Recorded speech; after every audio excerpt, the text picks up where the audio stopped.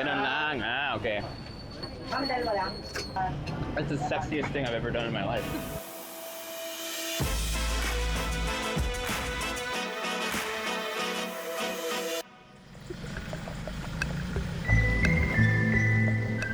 We are in Tayabas, Quezon. We've been in Quezon Province for a few days now, just covering and documenting all the lovely dishes and ingredients that they have here and just unearthing all these stories. This is day 2 of our food trip and I'm starting to develop a nice little hunger. We're actually going towards a bakery where I heard they make these really special little breads that are still quite unknown in the Philippines but really popular in these areas.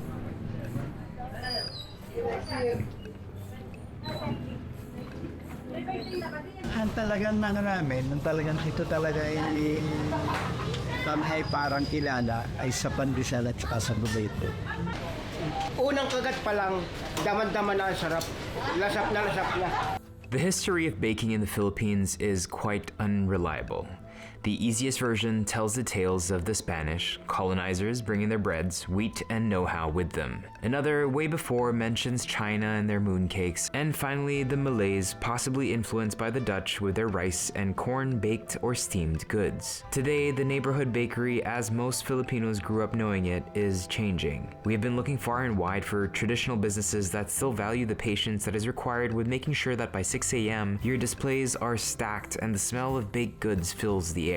Folding, resting, proofing, and filling diligently in the production line, waiting for their turn with the pugon, a rarity nowadays. An oven, wood-fired, dusted with crumbs, crusted memories, a vehicle for decades of flavor. Yes, some modernization here and there, mixers and the likes to make the bakers' lives a little easier, but still mostly a manual process, one that is hard to replace. In her book Palayok, Doreen Fernandez writes, Pandesal is our basic tinapay, our bread of salt, whether putok or pang-araw-araw, the daily bread. It is the bread of our history, at the core of our culture, at the heart of our tastes. For the uninitiated, it's a strange scene. Our breads are unique, with remnants of influences, but fully ours. It doesn't keep long or well in our humid weather, so people line up early and make sure that by 5 p.m., all that is left are crumbs on the kitchen table. From the famous ensaymada to the controversially named pan de regla, a personal favorite, the pan de coco, and the regional bonete. Balita ko kayo yung may mas yung pinakamasarap ng bonete sa buong Pilipinas. Sabi ni Salamat. Thank you. Okay, so bonete actually not as famous as your pandesal, but pan de bonete or pan bonete, depending on where you are in the Philippines, basically means red hat or bonnet. You can find this in Chile and Mexico, so obviously was probably imported with the galleon trade. In Quezon, Laguna, Batangas, I think everyone kind of claims it as they being the originals to make it. Personally, I actually do prefer it over a pandesal because you get this really beautiful crisp bottom and you get that really fluffy texture at the top, and it kind of does look like a hat. It is also a bit more rich and a bit more buttery. So when it comes to bread, in the morning, I mean, Filipino breads in general are usually slightly sweeter. This is probably like one of my favorites. It's a great start to a long day.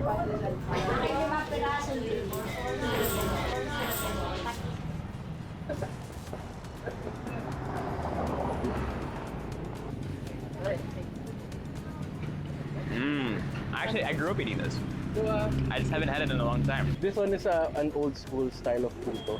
Usually when we say puto, gagamit tayo ng mga leaveners like baking soda, baking powder. But this one, they actually use old rice and they have to age it for 16 hours for it to ferment. Taste the fermentation. Yeah. It's so nice. It has that slight sourness. It's so hard to find that now. And that allows it to rise. And look at the rice, the volume. It's so high. Yeah. And super fluffy. Yummy. Good seeing you here. What are you doing here? I don't know. I actually went here for vacation. Ah, sorry. Okay, I'm sorry. I didn't want to impose on your vacation. I'll see you next week. I'll see you next week at the office. Yeah. Thank you.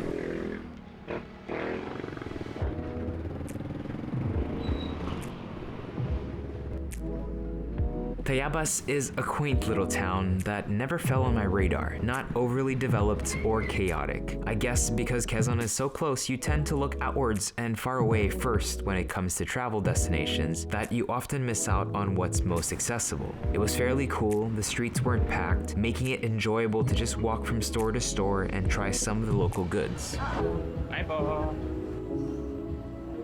Are you Erwan? Yes, hi.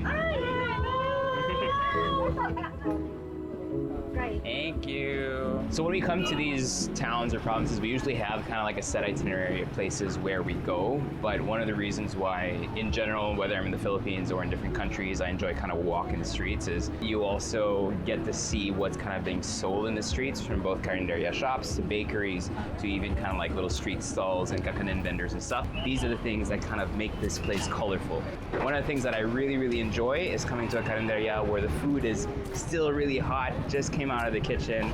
It is 8 a.m. and everything really looks really fresh and vibrant, which is beautiful. We were looking for this little piece of heaven here. This is called the Doña Aurora egg, or the presidential egg, named after the first president of the Philippines, Manuel Quezon. So let's give this a try. So I think it's minced meat. Named after Manuel Quezon's wife. Ah, really? Doña Aurora. That's good. It reminds me of like deviled eggs, if you were to put an embutido on top of a boiled egg. So it's kind of like a jardinera, except there's like the miniature canapé amuse-bouche version. Ding!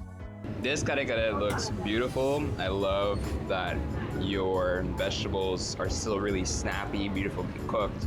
Got a nice chunky piece of okra in there, aubergine. Everything you want it to be. Tasty, it's fresh, both heavy and light-handed. Tayabas is giving, man.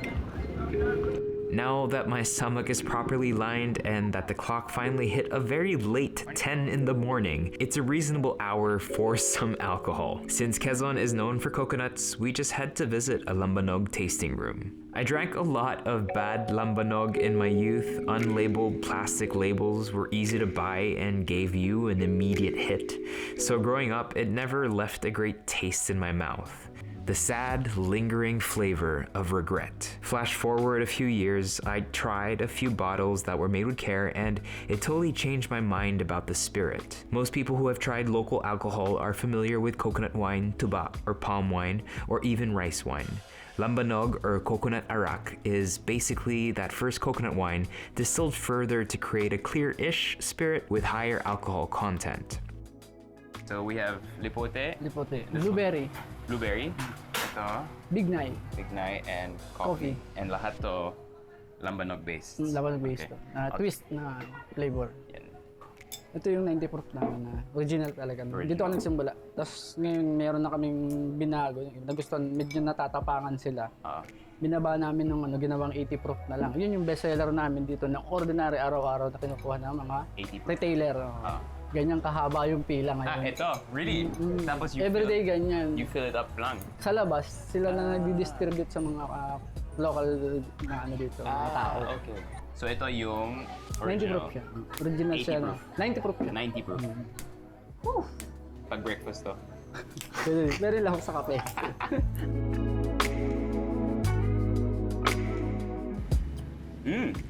Matamis. Matamis, tapos smooth. And you can taste the coconut. May lasang coconut. Sa tuba. Konti. Tuba. Woo! Nahagod. Oh. Ito na yung infused namin na may twist na flavor. Lipote. Pero Lambanog base pa rin. Tapos yung lipote native fruit, no? Yung local berry dito Local sa berries, Quezon. yeah. So lipote is like just like Bignay is one of those. I think it's an endemic or native fruits that Ano sa are definitely not used enough. seasonal in the lang ngayon. Philippines. Oh, Every seasonal. summer. Parang red wine. Okay. Pero may Lambanog pa. Meron siya, dito. Lambanog based din siya. Oh wow, okay. So this one's more interesting. You don't really, the Lambanog isn't as strong. It's diluted, obviously, with the lipote. Lipote. Is it lipote juice or Syrup. Syrup. syrup lang? Syrup na. Oh, okay. Has kind of like a red wine, vinegary flavor and taste. It's Medyo may asim ng konti. may konting asim. Doon yung Salamat. Bignay. Bignay has a very distinct flavor on the nose. Maganda sa katawan. The Bignay is parang much drier to. Kaysa compared dito na sa Liputi. Liputi mas Slight siya. sweeter, no? Yung coffee na muna. Dapat nag-start kami with the coffee. Hindi.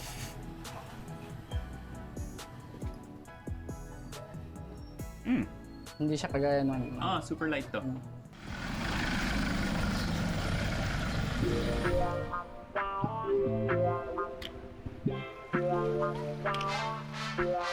Morning po.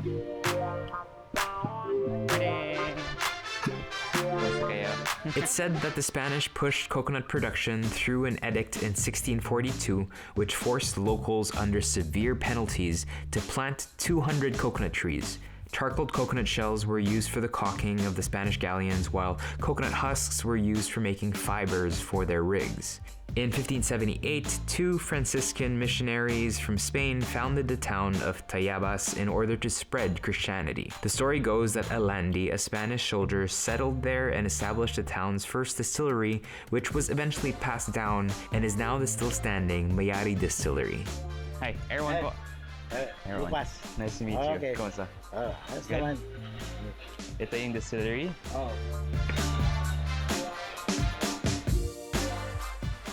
Okay naman, ready na?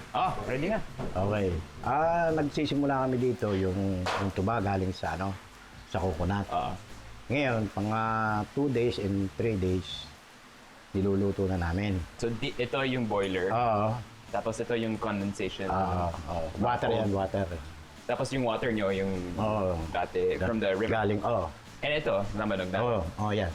Really? Tatakalin na namin sa container. Container. Tapos, yun, padadala ko na sa tindahan.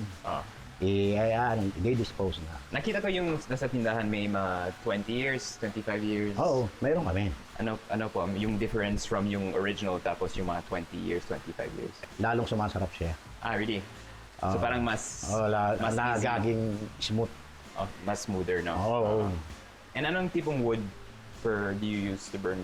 Bualaw. Okay. Bualaw. Yun na yun. Nilalagay namin dito sa budo. Pagkatapos medyo kahig-kahig lang. You remove it. Okay. Kahig-kahig lang sila. Tapos anong yung ideal temperature? 60 o 70. Okay. Hindi naman pwedeng malakas. Basta pag tumulo niyan, medyo kumbaga sa sinayang ay alalay lang. Saan galing yung coconuts nyo? Dito lang? Dito lang. Tapos kumukuha kami sa San Juan. Dapat yung tuba... Mismo talaga yun. Pero yung tuba dapat matamis? Matamis talaga yun. Sa yung unang kaanit yung puro talaga. Okay. Sabi niyo yung mga 2-3 days na fermentation, may alcohol content na yung tuba, no? Medyo, medyo... 8%? Mga ganun. So parang beer. Tapos yung final product niyo, yan. how many percent? 80. Yan. Medyo na niya, haluin mo na. Pagka mabula pa, mataas pa ang pinakang nun. Yan. Meron na siyang So ito 98. 84. Yan yan. Habang tumutulo siya, ngayon, utay-utay namin gagraduhin yan. Pag sinabi namin 80, katulad ngayon, 84. 84. Medyo kahig pa. Pagka na ng 80, stop na namin. Is this safe to drink already? Can I try that or no? Tagay. Salamat. Pakinabagay ko. Po. Okay. Pakinabagay po. Sorry, yung Tagalog ko medyo malabo pa. Okay. Mas malabo pa. Masasanay ka na. Hindi, yung mga sinasabi mo sa akin, mga English, hindi ka masyado. Sarap. Konting tamis lang, no? Nice. Pero super smooth na. Di baling, wag lamang magtagal sa baso. Di. Sa suso lang or sa baso? Di baling magtagal sa suso. Sa suso, wag lang sa baso. Okay. Done. In 2021, we actually started figuring out how to shoot provincial series and provincial stories while not being able to leave Metro Manila. And we just so happened to find a shooter and producer that was available in Quezon, and we found the story of Calle Budin, and it was one of the best kind of like budins, or what you call cassava cakes, here in Tayabas. And so we just happened to be here, and then we called and we found out that the OG maker, Nanay Cora, is actually going to be there today. So we're going to go to finally be able to try the budin, but also just say hello to the president. Okay, and action.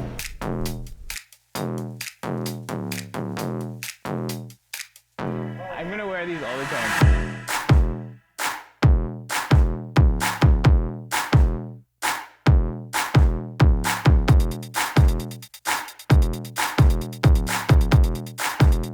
Nanay Cora was among the first to sell this dessert in Calle Budin back in the 70s, and she later passed on her recipe to her son, Ronnie.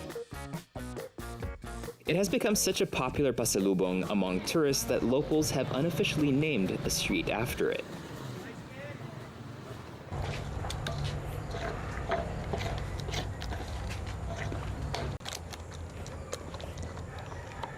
Ako po si Ronaldo Reyes. Ako po yung nagmana ng panggagawa ng budin dahil ang mother ko naman ay siguro nagkaedad na hindi na niya kaya na pagpatuloy pa. Ako si Corazon Reyes, edad 81. Nagsimula ako sa pagbubudi ng March 1972.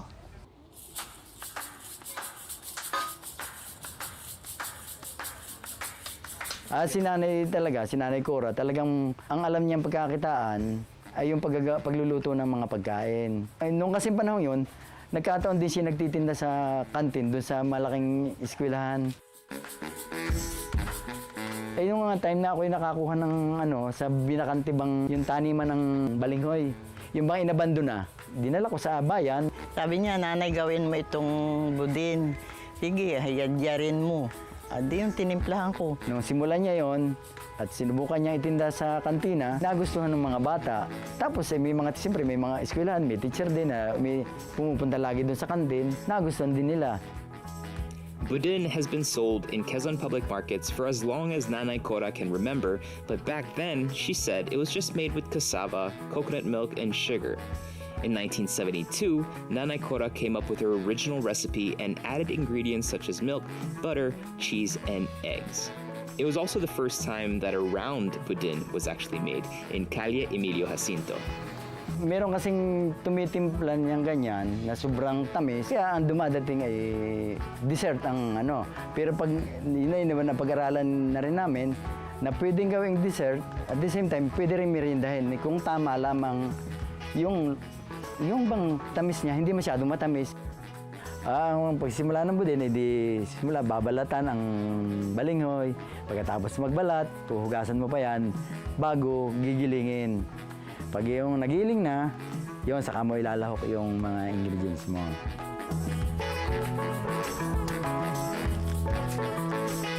Sa asukal, kalahati ng timbang ng kasaba, ito na yung atas. Ipapasok mo na sa pugon yun sa hornuhan.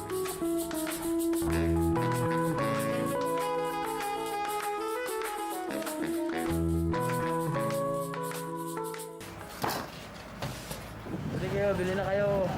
Gwapong magtitinda.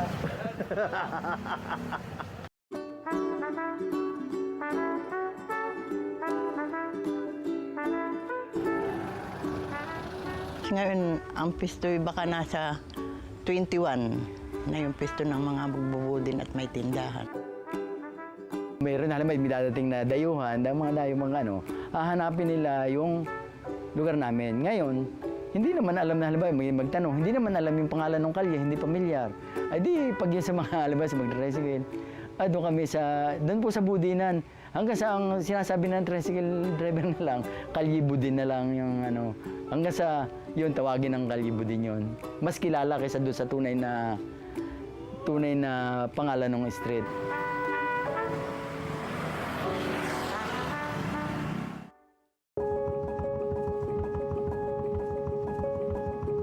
Ngayon, ang pamahirap talaga ba nagsimula?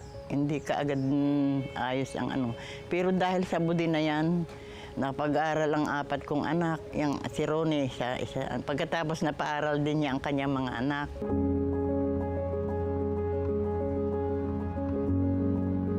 Si Mike, yung anak ko, na, yun na siya ang posible na pumalit sa akin. Kung sakali naman ako yung medyo rayumahin na rin, yung mga jowan na rin, ay siya nang ko.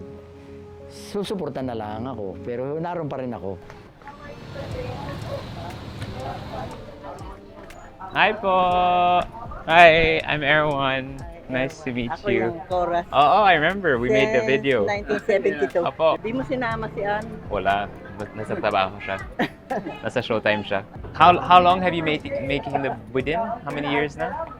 50 years. 50 51 years. na. Galing. So you're the original. Okay. I'm excited to try it.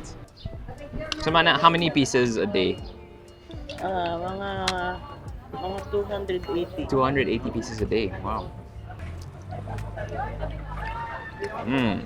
Delicious. Thank you. Thank you. Hopefully next time we'll come back. Thank you. Thank you very much. So this is the tamales. So we've had tamales in lots of different provinces in the Philippines. This one is the one from Quezon, and I heard it's a little different. So this is a salted egg. So the one in Cavite and Pampanga have a very beautiful kind of like peanut achuete sauce.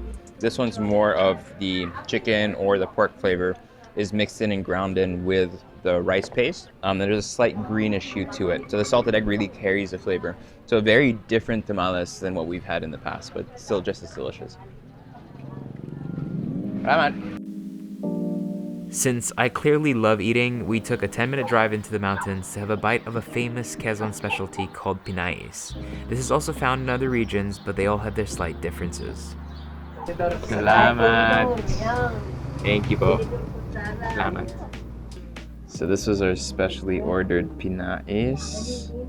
If you guys are interested in learning more about this dish, we actually covered the whole process of this family making it. From it being foraged in the mountains, which was pretty funky and kind of like really interesting. So I knew since we were in the area, I had to try it for myself. It's a dish that's really popular over here. We've actually had a variation of it in Laguna before, but it was much finer than what this is. Wow. So you can really taste the coconut that's in there, chopped in with the shrimp. And compared to the one we had at Laguna, which is like really tiny shrimp, almost krill-like, this one has a whole kind of shrimp in it as well, which makes it super pretty and visual. Meron. Sarap. Dito. Dito lang. Upo kayo. Ano, masarap ba? Sobrang masarap. Salamat. Ano po to?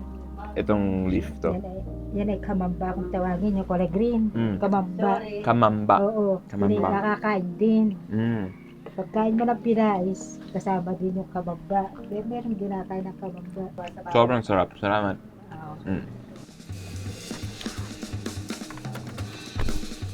30 minutes away, Lucban is another heritage town that you should visit. While its name spurs thoughts of Longganisa, the Pahiyas festival, and Pancit, the town has a beautiful church complex and some well-preserved blocks, canals, and bridges that make it a worthwhile visit.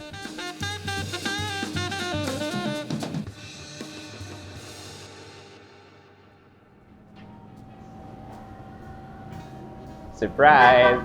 So we're in Lucban. Obviously, we're gonna do the most touristy thing we can do, which is try the Lucban Longganisa, what they're known for. If you're in Tayabas, if you're in Lucena, you can find Lucban Longganisa over there as well. We had some last night for dinner. We just didn't shoot it. What I appreciate about them, they're nice and skinny, nice and full. They're not too pungent. This is sukang tuba, so like a creamy looking suka. This is actually really good.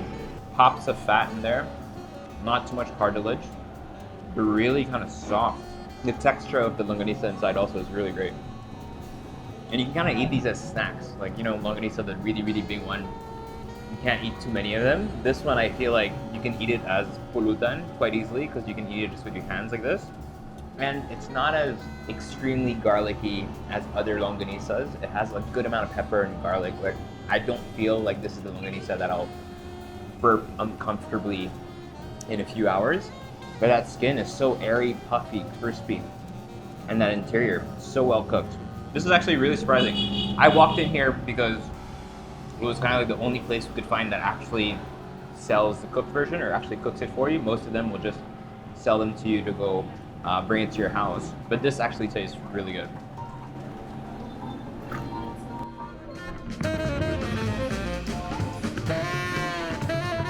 For such a small town, we were surprised by how many food options were here. And when asking around, a few people pointed us towards Pepet's. Hi po! Open pa kayo? Perfect. This looks like such a treat. This is one of those stops that we didn't plan on doing at all.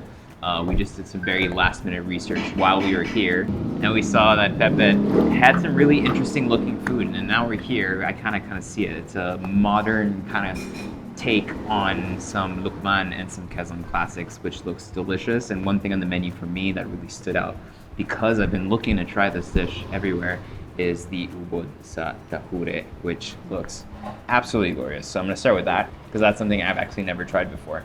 Oh, look at that. Buttery, soft ubod. Wow. So if I'm correct, the tahure is a fermented tofu sauce on top of like this really kind of beautifully soft ubod. It's almost like curry-like. Has a beautiful, smooth, not grainy texture. The ginger really comes out. Yanato, the peanuts, chunks of native tomatoes in there, bring a little bit of acidity. But it's such a wonderful use of ubod. I love that. Next, we have the crispy kinulog. Crispy. Not 100% sure, but I'm guessing this is beef offal. So it's like all the innards, really fatty. I love the addition though of crispy greens. You can tell that the people who are cooking and who've developed the recipes kind of really thought about the dishes and the textures that they would add to the dishes. Next, we have the bumbay. These are wrapped beef innards, wrapped in this beautiful leaf here, and then served with a gorgeous broth with mushrooms. Yum. That's actually really delicate. Broth is nice and clean. Oyster mushrooms add like nice little light touch to it. But the insides here with chickpeas, which is super surprising. Delicious. Finally, the lumpia with the sauce. Beautifully done. Wrapped fresh per order, which makes a huge difference. Doesn't stay soggy. All the vegetables stay nice and crunchy. Obviously one of my favorites, always. Fresh pako. Salted egg, pako, probably still one of the best things you can eat in the country. I just love that how pako is so abundant here. You can be driving on the streets and a lot of times you'll see pako and suso vendors. Because I still have space, I'm gonna have a bit of dessert. Like I like the idea of how this is presented. So this is basically suman and mango together. So you got the mango, you got kind of like that coconut sauce. I love that you have toasted bits of caramelized suman in there, which is very smart. Gives you texture. Just it's a dish that really comes together really nicely. All in all, such beautiful food. Definitely a lot of finesse, a lot of thought, a lot of time spent in making sure that these dishes are really good. So if you do come to Lucban, yeah, you can do all this standard stuff that you probably find online. You can try all the popular foods like we did. But coming here where you see a different perspective on food is just really, for me, exciting to see that there are people with this talent ready to kind of put their foot forward and just kind of like make Filipino food in a way that is enjoyable for everyone and for a way for heirloom dishes to kind of get passed on from generation to generation.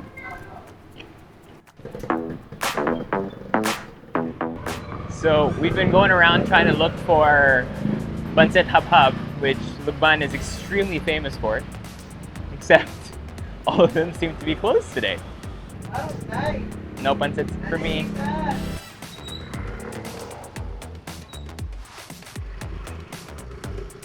Finally, after 1 hour, it's open, we're ready to go. And Chester is ruining everything, again.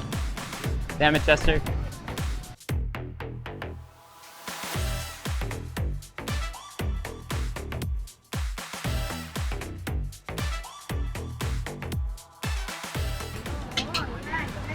Ganun lang. Ah, okay. Ready? That's the sexiest thing I've ever done in my life. I feel so hot right now. Flavor's really clean, very simple. Just really nice noodles, bouncy, nice texture. Cooked in a very, very flavorful kind of broth. Bare in terms of toppings and mix and everything. But I can see the allure. It's a very quick dish, very quick snack, something to get you full quite fast. And I can see why it's a big thing here in Lucban. I've learned so much in a very few hours and days in Quezon. When we go to provinces, it's really just the beginning. We're scratching the surface, we're starting our research. We, taste a little bit of everything, and eventually when we find kind of more stories as we go, because that's how kind of the Philippines is, right? It's like a big onion. You have to keep peeling it layer for layer until you find out more and more and more, and eventually you get to the core of it, which is just people here love their food and are very proud of it, and it's always just a good time in the Philippines, for sure. So whether it's love the Philippines or it's more fun in the Philippines, I'm for the Philippines.